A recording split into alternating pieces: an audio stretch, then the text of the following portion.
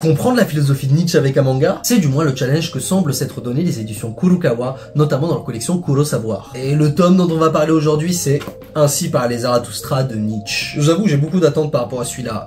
Je suis un spécialiste de Nietzsche, j'ai fait mon mémoire sur Nietzsche, j'ai commencé une thèse sur Nietzsche, tout cela, et je vous avoue que j'avais beaucoup d'attentes sur ça. Mais en même temps, Kurokawa, j'avais lu Le Prince de Machiavel, et j'avais trouvé ça assez intéressant pour pouvoir introduire à une forme de philosophie de Machiavel sans pour autant totalement l'exposer. Alors, est-ce que le challenge est totalement réussi? C'est ce qu'on va voir ensemble aujourd'hui. D'ailleurs, si vous voulez voir la vidéo sur Machiavel, elle est en format court sur tous mes réseaux. Mais cette collection ne se limite pas qu'à ces deux-là. Merci encore à Kurokawa de m'avoir envoyé un carton plein de mangas dedans, notamment avec un de mes mangas préférés, à savoir One Punch Man, mais ça n'a aucun lien. Mais justement, dans ces mangas, nous avons quand même John Stuart Mill, Dostoevsky, pas mal de littérature, mais aussi de philosophie, donc c'est quelque chose d'assez intéressant. Et en tant que prof de philo, si je dois estampiller la marque c'est bon pour le bac, bah faut quand même que je le lise et que je l'analyse bien comme il faut. Et c'est ce que j'ai fait, et je vais vous donner mon avis sincère et honnête. Parce que même s'il me l'a envoyé gentiment, par souci de professionnalisme, est-ce qu'on dit ça, je sais pas, mais en tout cas par conscience professionnelle, je peux pas me permettre, aussi enseignant, de vous recommander quelque chose qui pourrait vous faire croire que vous comprenez Nietzsche totalement avec un manga, alors que ce n'est pas le cas. Pour l'instant, j'ai pas encore donné mon avis, vous chauffez pas dans les commentaires. Si vous l'avez lu, j'aimerais quand même avoir votre avis là-dessus. C'est Gatsu Sensei, je suis prof de philo, et aujourd'hui on va s'intéresser à Ainsi parlait Zarathustra, tel qu'il nous est présenté par les éditions Kurokawa. Parce que oui, ces œuvres visent plus à sensibiliser le lecteur vis-à-vis de thèses, vis-à-vis de problèmes, vis-à-vis d'enjeux philosophiques, mais ne cherchent pas non plus à totalement les retransmettre dans leur intégralité. Ce serait beaucoup trop ambitieux, et donc il y a un travail d'adaptation là-dessus. Alors on va commencer large, je vais vous poser la question tout de suite. Attention le watch time, j'ai des choses beaucoup plus intéressantes après. Est-ce qu'on peut véritablement préparer le bac avec les Kurosavoir? Et est-ce qu'en tant que prof de philo, je valide cette collection? Eh bien, même si la démarche est totalement louable, parce que ce serait un peu craché sur mon concept, vu que je fais un peu de la vulgarisation philosophique, et j'essaie de vous faire comprendre la philosophie à travers les mangas. Jusque-là, c'est un peu différent, on essaie de vous faire comprendre la philosophie à travers le format manga. Mais voilà. Est-ce que véritablement c'est une démarche qui marche? J'ai trouvé un slogan. Non. Est-ce que c'est une démarche qui fonctionne?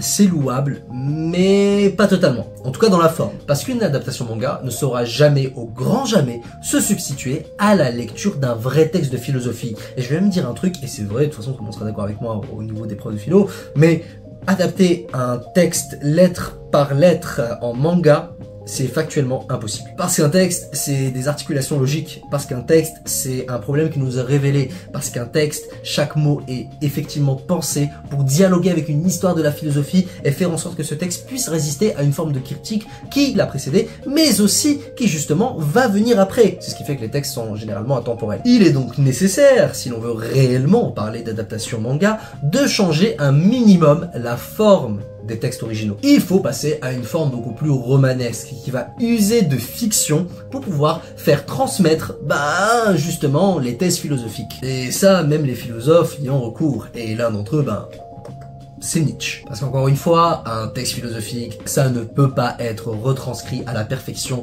dans un manga. Mais un manga a des outils, notamment l'image, la façon de le narrer, tout ça, qui peuvent être mis au service du sens inhérent du texte. Ces textes sont en effet puissants et amènent une réflexion de même nature. Je veux dire, soyons sérieux, si il m'a envoyé la critique de la raison pure de Kant, c'est celui que je vais analyser en dernier parce que c'est littéralement un challenge impossible pour moi.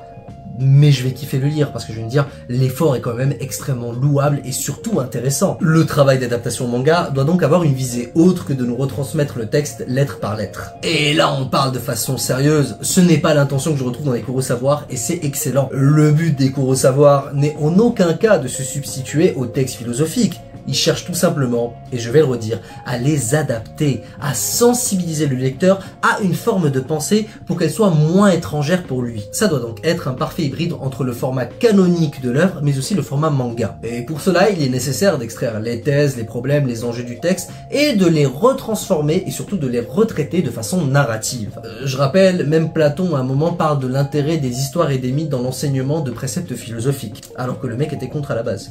Et là, les cours au savoir vont prendre tout leur intérêt. Car si vous avez du mal à pénétrer la pensée d'un auteur en lisant son texte, et en même temps, c'est le jeu ma pauvre Lucette, c'est une récompense de comprendre un texte de philosophie après l'avoir expliqué et analysé. Vous imaginez si Indiana Jones trouvait directement ce qu'il cherchait dans les 5 premières minutes du film? Eh ben, vous pouvez quand même néanmoins ressentir les enjeux de sa pensée et comprendre un peu sa vision du monde au philosophe. Bref, c'est un travail de familiarisation et de sensibilisation. Vient du coup la question de quelles œuvres de philosophie adapter et surtout, pourquoi ainsi parler Zarathustra? Nietzsche est ce qu'on appelle un auteur systématique en philosophie, c'est-à-dire qu'il va traiter de diverses choses en philosophie à travers toutes ses œuvres, que ce soit la notion d'art, la notion de science, que ce soit, enfin voilà, la morale. Nietzsche, il parle à peu près de tout. Il parle même de médecine dans le Gai Savoir, parce qu'il réhabilite la forme du philosophe médecin, mais là on est en train de s'égarer. Qui plus est, c'est un auteur qui a évolué dans sa propre pensée. Le jeune Nietzsche ne pense pas comme le vieux Nietzsche ou le Nietzsche du milieu. C'est dur à dire tout ça. Non mais c'est vrai, quand il était jeune, il avait des thèses qu'il a donc développées quand il était justement plus âgé, et quand il vieillit, il vient même des fois s'opposer aux thèses qu'il a développées quand il était jeune. Regardez sa relation avec Wagner. Le Nietzsche du Main trop humain n'est donc pas le Nietzsche du crépuscule des idoles. De ce fait, quand on veut adapter Nietzsche en atome, il faut savoir quel Nietzsche adapter, quelle partie de sa pensée on veut traiter, et surtout comment on veut la traiter. Parce que Nietzsche est quand même très attaché à la forme aussi dans ses œuvres. Choisir le Nietzsche d'Ainsi parlait Zarathustra est une bonne chose. Pourquoi? Parce que de base, le format d'Ainsi parlait Zarathustra est romanesque. C'est quand même l'histoire d'un prophète qui descend d'une montagne pour enseigner aux gens le surhomme et à marcher sur un fil, à danser au bord d'une falaise.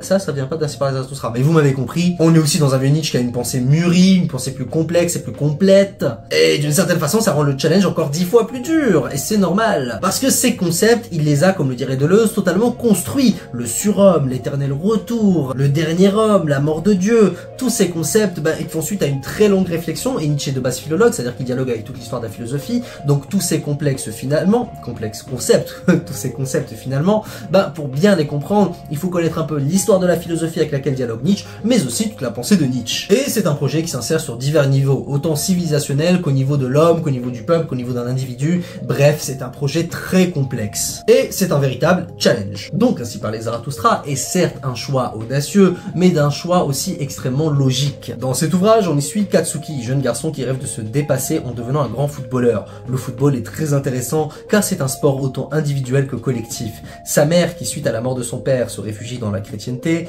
illustre justement l'attachement que l'on peut avoir à une morale chrétienne qui vise à nous faire culpabiliser vis-à-vis de notre sentiment de puissance, autant vis-à-vis d'elle-même que vis-à-vis de son fils. Il y a donc cet aspect assez oppressant de la chose, c'est fin et c'est bien joué. Et vient le vieux prophète qui va lui enseigner par 3 chapitres la mort de Dieu, le nihilisme et le dernier homme, mais aussi l'éternel retour et le surhomme. Bref, c'est Zarathustra.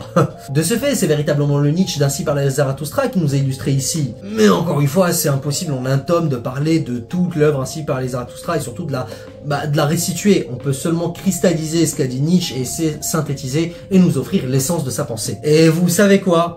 Ça marche! Je trouve que c'est excellent pour commencer à se sensibiliser à la pensée de Nietzsche. On y comprend parfaitement les concepts, du moins on sait ce qu'il en retourne. Ils sont accompagnés d'une image qui a une puissance évocatrice très puissante, donc ici le format manga prend encore plus son sens. Et même si certains traits sont grossiers, notamment avec la mère, c'est bon, on a compris la figure de la chrétienne, tout ça, on a quand même quelque chose qui sensibilise à la pensée de Nietzsche. Si on recontextualise à quoi sert cet ouvrage, il sert à comprendre la pensée de Nietzsche avant de s'y lancer. D'une certaine façon, il sert à se sensibiliser et à se familiariser avec la façon dont Nietzsche voit le monde et pense. Mais en aucun cas, il peut transmettre l'enseignement complet d'Ainsi parlait Zarathustra. C'est ce qu'on appelle une excellente adaptation. Et quand je dis adaptation, c'est une adaptation. Tant qu'elle reste fidèle à la pensée de l'auteur et ne la trahit pas, c'est parfait. Alors oui, des choses se perdent, mais encore une fois, c'est le jeu ma pauvre Lucette. Et j'aurais adoré avoir ça au lycée parce que véritablement, moi qui avais déjà un très grand amour pour la pensée nietzschéenne et qui me parlait énormément, ça m'aurait permis de me poser des questions et de trouver des réponses à ces questions, notamment en discutant avec son professeur. C'est aussi très intéressant d'avoir cet ouvrage pour pouvoir le lire et en discuter après avec son professeur et voir si on a bien compris la pensée de Nietzsche. Et franchement, ça permet de susciter l'amour et l'intérêt pour la philosophie. C'est banco, quoi. Ça se dit cette expression? Je sais pas, mais en tout cas, voilà, quoi. N'oublions pas que la philosophie, ça reste un amour de la sagesse et un émerveillement constant de l'individu. Parce que oui, des œuvres qui illustrent la pensée de Nietzsche, il y en a plein, notamment Berserk ou encore Bleach. Bleach d'ailleurs qui se tare quand même de citer le gai savoir de Nietzsche. Aizen est un méchant profondément nietzschéen. Non mais vraiment, c'est... j'ai fait une philosophie des antagonistes sur mes réseaux, justement sur Aizen et aussi sur You Are Back. Si vous voulez aller voir pour mieux comprendre la pensée de Nietzsche à travers ces deux-là, vous pouvez y aller. Bref, là vraiment, on est accompagné dans notre lecture. C'est une librement inspirée d'Ainsi parlait Zarathustra. Certes, je vois beaucoup de références à des commentateurs, mais c'est plutôt bien fait comme travail. Donc moi, qu'est-ce que j'ai à dire vis-à-vis de ça? Bah, foncez, lisez, mais surtout lisez Nietzsche après. Mais je vais vous dire, ce sera beaucoup plus facile après avoir lu ça. Donc, Kurokawa, bravo, c'est une pépite. C'était Gatsu Sensei, vous êtes la génération terrible, et n'oubliez pas, vous avez 4 heures.